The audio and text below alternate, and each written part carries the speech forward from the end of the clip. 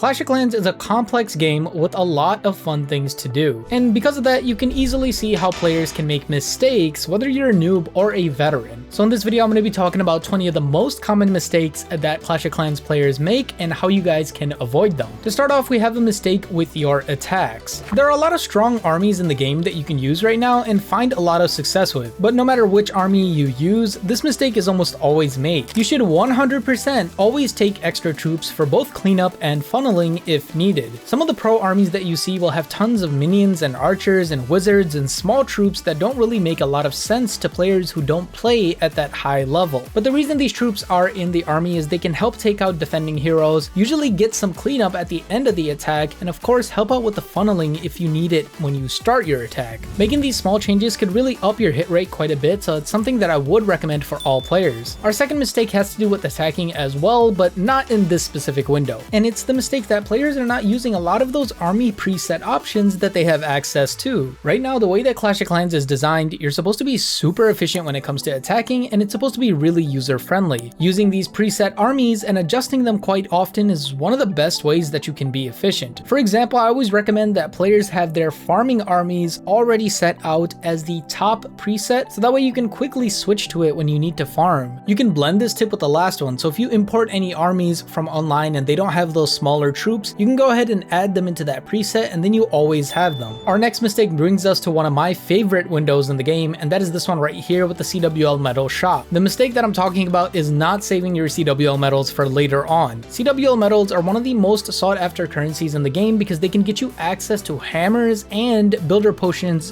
during Hammer Jam. However, what really makes CWL medals unique is the fact that you can stack so many of them. Let's think about magic items in general. If you're not buying magic items with real money, you can only stack up to one big magic item at a time and up to 5 builder potions at a time. When it comes to CWL medals, you can stack months and months worth of CWL medals and not be penalized for it at all. This is a super unique mechanic. You want to take advantage of this mechanic by saving those CWL medals and then using them when you get the most value out of each individual medal. This is super relevant to any player Town Hall 16 and below in my opinion, because for you guys there's only really one efficient purchase, and that is builder potions during Summer Jam or Hammer Jam. Our next mistake has to do with another war reward, and that is the treasury for the clan castle. Now this happens to me all the time, and I'm sure that it happens to you guys as well, but not clearing the treasury is a huge mistake. It's not that big of a deal if it happens once or twice here and there, but if it starts to happen quite a bit, you're going to be missing out on a lot of resources throughout your Clash of Clans journey. My recommendation is just to use those resources if you have an upgrade that you need to do, or just check your treasury every single time before you start farming for a particular upgrade, as this will ensure that you're not wasting those resources. Now speaking of resources, one of the biggest mistakes that every player will make at some point is to mismanage their builders and not have enough resources to put them all down when it comes to it. This is something that every player will face, no matter if you're a veteran or a noob, everybody will go through it. The idea is to minimize the amount of times that you do. To the best of your ability, you should try to have your upgrades finish at around different times, so that way you have a little bit of time in between each upgrade to go ahead and farm the resources that you need for them. If you do have 2, 3, or even 4 builders all finishing at the same time, it's not the end of the world. You just want to make sure that you spend the hours up to that time farming so you have resources to put those builders down again immediately. As long as you're being conscious of it and checking it consistently, it shouldn't be that big of a problem. Kind of going along with that mistake is not having a plan for your magic items. You guys always hear me talk about, you should use your magic items efficiently and this is how you should do it and whatnot, but this mistake is a little bit more complex. It's not having a plan at all for magic items. I think a lot of players just think that, whenever I get a magic item, I'll figure out how to use it then, but you generally want to be more proactive with your magic items. For example, if you go up to another Town Hall level, you want to be thinking about which one of those upgrades you want to save for a magic item if necessary. If you're not upgrading the builder base anymore, and that's something you don't want to do at all, you want to make sure that you go ahead and sell those magic items to get extra gems for further progression. The idea here is that you don't want to be reactive, you want to be as proactive as possible when it comes to magic items, and you're not a mess when you eventually do get them. Now our next mistake is clan based, and this is not properly fitting to a clan and still remaining in that clan. Now this is something that I've seen a lot through my Clash of Clans journey and all the base reviews and everything that I've done. If you're a player that's at either end of your clan's activity, you should really consider whether or not you should be remaining in that clan. For example, if you're the best player in your clan, you're always topping up CWL, and the rest of your clan is not doing that many attacks and not as active, you might want to consider moving to a more active clan. On the other hand, if you're a player who's more busy with their real life and you're not putting that much time into the game, but everybody else is doing a lot better than you and it's putting pressure on you, you might want to get out of that clan as well. The reason I recommend this is because if you're in either one of these scenarios, you're gonna have a lot of pressure on you, or you're gonna have a lot of frustration, or both. And because of that, you might stop playing the game or not get the rewards that you're due for your activity. I've been in these situations before, and it's perfectly okay for you to look around for other clans that match you and your clan's goals, and I think that's really important. That being said, if you love your clan and the role that you fill for your clan as well, you can always stay. For the next mistake, we're gonna go ahead and move to the builder base, which is pretty much forgotten about for a majority of players. But what you shouldn't forget about is the fact that you can get a ton of gems for almost absolutely free for just going to the builder base, specifically from things like obstacles that a lot of players are not clearing out from the builder base. Now, obstacles spawn every 8 hours and they do have a maximum limit in the builder base, so you want to make sure that you're going every once in a while to clear those obstacles. And you honestly don't have to do this all that often. If you do this like once a week, you should be pretty good in getting most of the gems. Just a reminder though, removing builder base obstacles is a little expensive actually, and it can add up if you're doing a lot of them at once, so just know you might have to do a farming run or two just to get the resources you need. Since we're talking about increasing your gem count in builder base, there's actually another thing that you can do to go ahead and up that gem count. A lot of players will know that the gem mine is going to go ahead and give you gems from the builder base, but a mistake you might be making is neglecting the clock tower when using the gem mine every single day.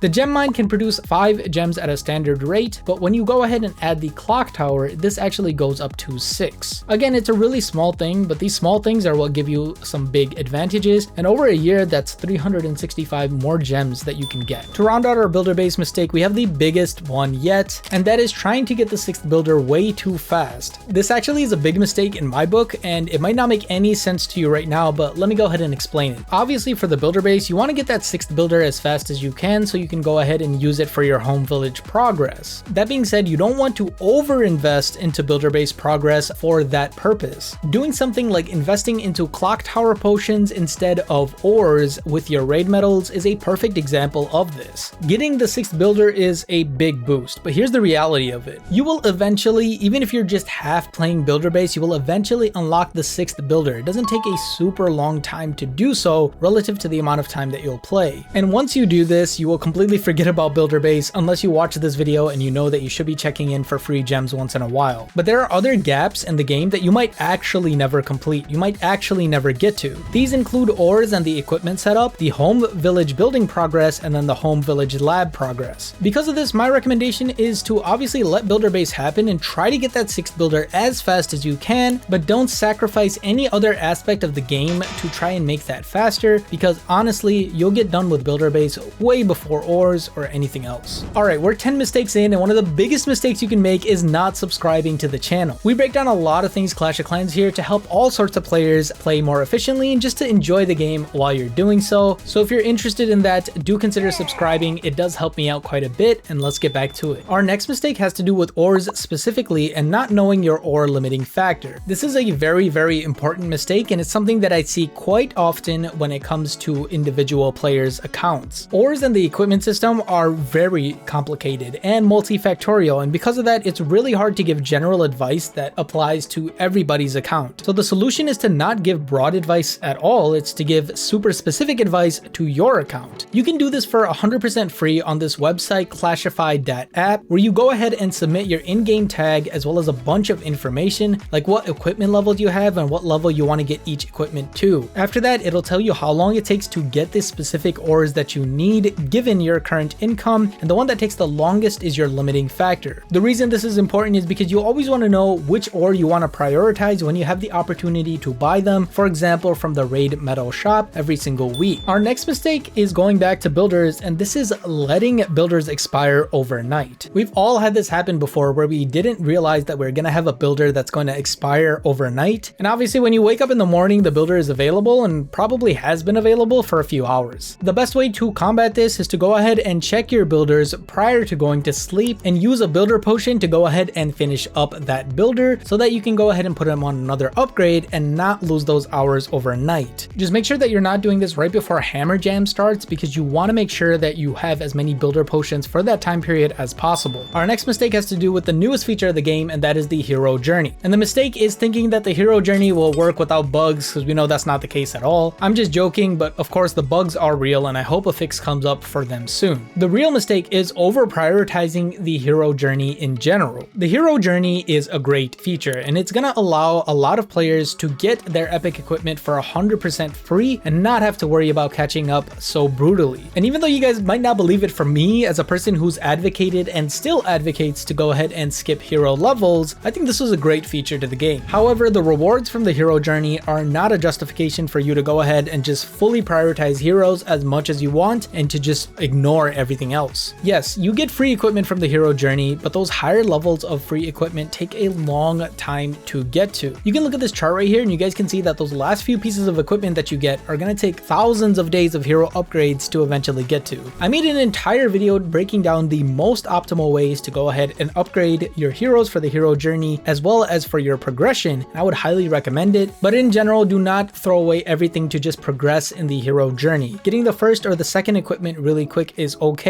but after that, I would really put more thought into it. The next mistake is one that I see all the time when I'm doing base reviews on this channel, and that is investing into useless pets that you will not use in the future. This is chronically an issue with Town Hall 14 players, and there's a reason for that. At Town Hall 14, you actually don't have that many useful pets, and if you want to be efficient, you're just going to be upgrading the unicorn. I know a lot of players out there are probably so excited to go ahead and start playing with pets, and they start upgrading them as soon as they get to Town Hall 14, but upgrading the Electro Owl, the Lassie, and the Mighty Yak is not going to do much for you in the long run of the game, and it's going to cost you a lot of time. I would recommend that you only upgrade the pets that you're going to use for a long time because, again, the time investment is pretty heavy. Speaking of pets, another issue that I've seen a lot when I've done my base reviews is the way that pets are upgraded. Most of the pets that have special effects are the best ones to use because of their special effects. These special effects are generally upgraded once every 5 levels, while the damage and the hit points of the pet are upgraded every level. Because of this, I always recommend that you go ahead and upgrade pets in increments of 5 so you actually get that boost from those upgrades. I always end up seeing players do pet upgrades evenly, and this is something that I wouldn't recommend. I would recommend doing them in 5s. An exception to this obviously is any pet that doesn't have a special effect that is affected by their level. That pet, it's completely okay to just individually do levels. The next mistake is one that irks me a lot, and it is manually upgrading your priority upgrades. Now this one could be a result of my conflicting advice, but let me go ahead and iron it out right now. Generally, I recommend when you get to a new town hall level, you do all of your offensive upgrades. So that's things like your army camp, your clan castle, your spell factories, so on and so forth. However, if that upgrade is the longest upgrade at your town hall level, or it's longer than 12 days, you should generally not do that upgrade manually. This is because upgrades that are longer than 12 days deserve a magic item, and that's how you're going to get the most out of them. I know you might be thinking it's really important to go ahead and get that last army camp level, but I would caution against it because you really want to save your magic items for those levels and have those upgrades for your magic items when you get them. What I would do instead is just to move on to any other upgrade that is in the priority that is shorter than that, or just to move on to a smaller upgrade, which is what people at the highest town hall levels should do to get the most efficiency. Now, because of the time reductions that we've gotten and the way the game's been set up the last few years, this really only applies to Town Hall 17 and Town Hall 18, but I would still hold at least your longest upgrade for an emergency magic item use regardless of your Town Hall level, and I think that's a good way to go about it. The next mistake that I see has to go with heroes, and this is not having a dedicated hero for your books of heroes. Heroes have gotten pretty weird with the hero journey and everything, but eventually you'll get to the point where you are upgrading your heroes. A question you might encounter during that time period is which hero you should go ahead and use your book of heroes on. Generally, you want to use your book of heroes on the hero that has the longest upgrade timer. However, if you manually end up maxing out your hero with its upgrades, you're not going to be able to use more books on it. That's why my recommendation is to just have one specific hero that you get to that maximum duration, and then you go ahead and use books of heroes on it so you always have a hero upgrade that you can do with that book. The best hero to do this with is the Dragon Duke because he'll get to those really long upgrade timers faster, and that'll get you more value out of your books. By doing this, you'll take away the headache of deciding which hero you want to use your book on, but you'll also always have a hero available that you can use your book on just in case you're forced to use one.